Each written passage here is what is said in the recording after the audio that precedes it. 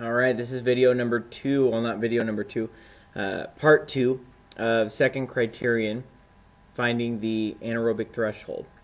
So we have our two graphs, our VE-VO2 versus VE-VCO2, and we have our PET-O2 and PET-CO2. Both of those were placed according to the point where VO2 was. So this is, for example, the PET-O2 level at a VO2 of 1.8 or so. Okay. Now, what you want to do, if you haven't done so, go ahead and the primary axis is the PET-O2. Go ahead and click on the primary axis if you're 0 to 120 and limit that to 90 to 120. Okay. We created a secondary axis for PET-CO2. I already showed you how to do that. So you'll know how to do that. For the CO2, don't scale it. You can just leave it at 0 to 50. Okay?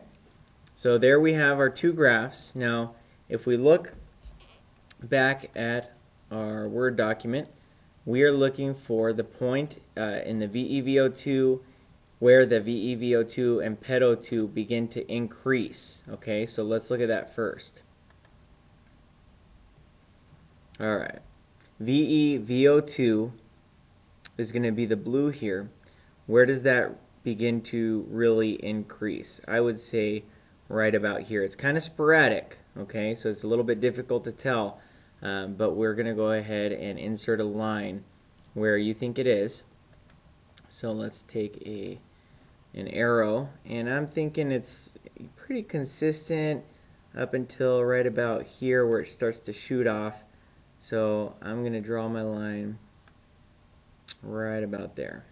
Alright, now we might change that because we're looking for two things here. Okay, we're looking for where VE-VO2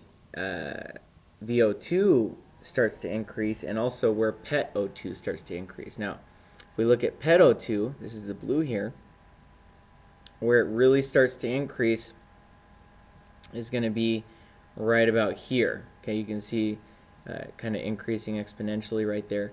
So let's go ahead and insert another line. Let's do the arrow, and I'm thinking, okay, increasing pretty linearly, and then right here is where it starts to shoot up. So I'm going to go ahead and draw my line right about there. Now, one thing we can do to help us out just a little bit, because it's kind of difficult to do this just by eyeballing when the values are so different. We can actually place the graphs on top of each other, not on top of each other, but above one another, like so. Make sure that the scales are similar.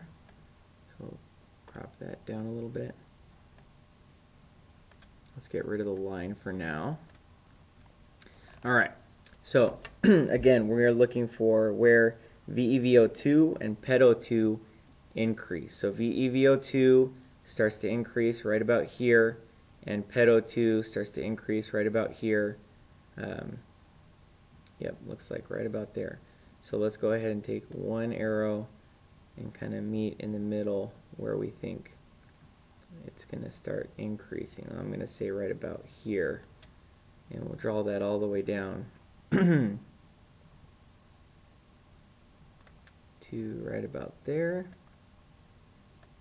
And let's make sure that this scale is up to par here. Okay, so it's looking about even.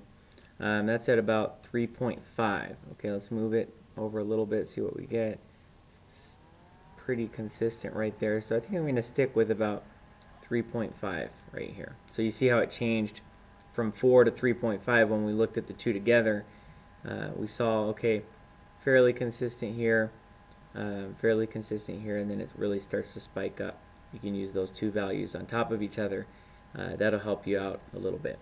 So this one's kind of tough to do, especially if you don't have clean values. What you need to do is basically just do your best with what you have. Okay, if your values are kind of all over the place, then you can only You can only do with what you got. And obviously, if I had a little bit of trouble going between 3.5 and 4 on this one, I don't expect you to get it exact, especially if the data are not as clean and as nice as this one.